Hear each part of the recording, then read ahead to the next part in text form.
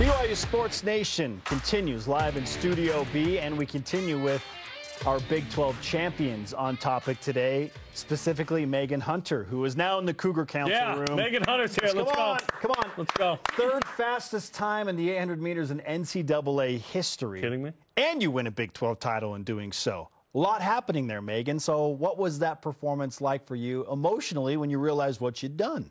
Oh, it was so exciting. I love that it all kind of came together at conference. My first Big 12 here at BYU, I kind of blew up. It didn't go super well. And then this last indoor season, an injury flared up a couple days before leaving. And so I was excited to hopefully pull it all together at conference. And breaking 2 minutes, that's a big barrier that I've been going for a while. So yeah, a lot of emotions. It was so fun to celebrate with my teammates after the race. Sub 159, not just sub 2 minutes, sub 159. Even that. So it's a school record, it's a meet record, it's third outdoor ever 800. You think about all the people that run the outdoor 800, third fastest. Which of those means the most to you?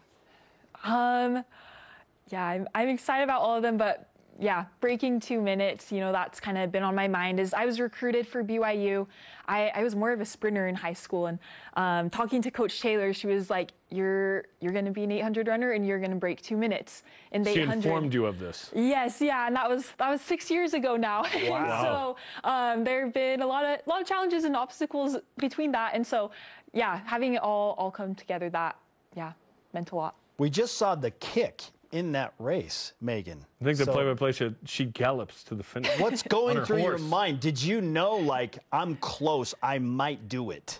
Yeah. Going into the race, I told myself, like, it's going to be the day. I'm going to take it. I'm going to go for it. And you can see the time with 200 to go. And I saw the time and thought, okay, I still feel good. Like, I'm going to do it. I'm going to break 2 minutes. Like, how far under can I go? And so, yeah, that home stretch, I was just feeling strong and just, really excited to finish that race. Tell us about the emotion there, what you're feeling in that moment. Oh, man, that was, I don't know, just a lot of years of a lot of ups and downs and a lot of uncertainty and doubts. And so, yeah, just having it all come together was amazing. So we've talked about it. There's an amazing story that people can watch online of your story and the car accident in Provo Canyon. From that moment to that moment, how did that happen? What did it take for you to get to the top of the mountain there? It took a lot of learning, a lot of growth. I like to think I'm a better person now than I was a few years ago, just because of all the lessons that I've been able to learn.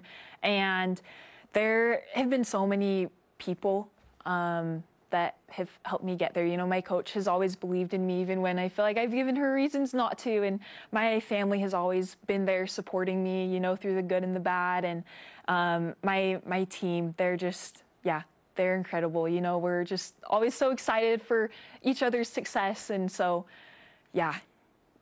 Megan Hunter, champion of the Big 12 in the 800 meters, is on BYU Sports Nation. Sounds good. I like the sound of that. You've been pushing for sub 2 for so long. Now that it's done, how do you reformat what's next for you in that goal category and conversation? Yeah, I was talking with Coach Taylor yesterday. I was like, you know, nothing really feels different. You know, I feel like I've had it in me for a while, and I try to focus on the process goals instead of the outcome. And so the process, it's still going to feel the same. You know, the process goals are still going to be the same. And it's exciting that, you know, the outcome looks a little different now. And hopefully I can crack down and kind of, keep improving on those outcome times. But yeah, really the process, I think, is going to keep looking the same through the rest of the season. That's interesting, because when you round that corner, you're way out in front. When do you realize, okay, it's not about me winning this race, it's about me doing my personal best in this process, which happens to be an amazing situation? Thanks. Yeah, during a race, like, I just do my best to stay smooth, relaxed, and focused. Those are kind of the key words that I tell myself. And so I visualize a lot of different scenarios of how the race is going to play out. You know, I wasn't sure if I was going to be leading the whole thing or, you know, closing in on people that last 200. So I just kind of played those different scenarios, but knew no matter what, I was just going to need to be focused on how I felt and what I was doing, just staying smooth and as relaxed as I could be. Would you say smooth, clear, and focused? Yeah, smooth, relaxed, and Relaxed focused. Yeah. and focused. How do you relax in the 800? Oh yeah, you know, that's something we're working on. I have this signature move where I bobble my head back and forth, so we're trying to kind of keep the body a little more relaxed. You look like you're working hard, though. You're like, I want this. That's what it looks like to me. I wouldn't fault you at all for not feeling relaxed in the 800. Also, who are we to comment on anything with your running?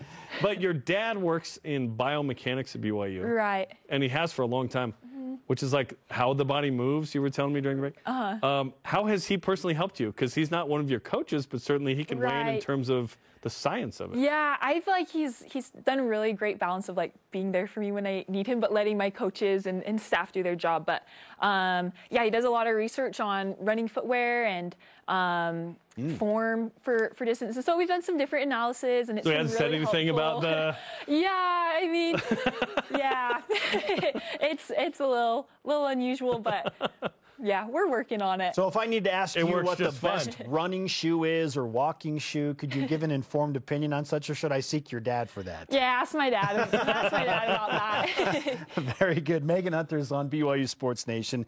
Your team finished second at the Big 12 Championships, compiled a lot of points. So I know everybody wants to win and you want a Big 12 team championship, but notably this is a loaded BYU track and field program, men's and women's. So what did the second place finish mean for you, and how does that motivate you moving forward? Yeah, it's exciting. We were hoping for the win, but excited with second, and it was so fun to just kind of keep track of how everyone was doing throughout the meet and really cheering each other on. So yeah, it just kind of adds to the excitement for how everyone's doing and how everyone's placing. So yeah. How you feeling about NCAAs? You got the West prelims coming up in College Station, as we talked about a moment ago. Yeah, I'm excited just looking at how everyone can do. Yeah, it's really exciting. And yeah, I think the next couple of weeks we're just gonna do our best to know that, like, yeah, there are big things that we can do, but yeah, we just gotta stay humble and keep working, keep the process the same, because yeah, it's been working. All right, you just ran in Lawrence, Kansas. What were the conditions like, and were they the most ideal for you? Like, did you wake up like, this is the perfect weather day? Like, can you if you could manifest something for College Station, would it be what you had in Lawrence? Yeah, there was a lot of wind during the entire Big 12 championships. The prelim day there was a ton of wind. So not during great. warming up, it was kind of all over the place. But actually, in the final, the wind had died down. It was a little hot. We had our ice vests warming up. But yeah, honestly, can't complain at all about the conditions. Yeah, the wind had died down, and yeah, hoping for something similar in College Station. I was looking at the weather this week, and there's a lot of lightning and thunderstorms. So yeah, but if it happens, everyone's in those conditions. You got to do it. So it's great. How does humidity play into what you prefer or not? Because College Station could be thick out there. Yeah, it could be thick. At all of our Texas meets, as soon as we get off the airplane, it just feels like we're hit with a sauna. But yeah, we're doing our best to, get ready for that with our sauna training and paying attention to kind of when we're doing our workouts throughout the day. So I think we'll be ready for whatever the humidity brings So you guys us. go in a sauna to train for humidity? Is that We do, yeah. Do you said sauna training. Are you doing something in there? No. You're just sitting there. Yeah, some people I go in there and they're doing ab workouts, or I've heard of people bringing in a stationary bike. Ab workout in a sauna? But no, yeah, that's Both not of those for sound me. terrible. Yeah. Megan, congratulations again Thank on you. breaking two. Awesome. 158.99. Let's go. You broke 159. Incredible stuff. So fun to watch. And good luck at prelims and nationals. Thanks, appreciate it. Thanks, Megan.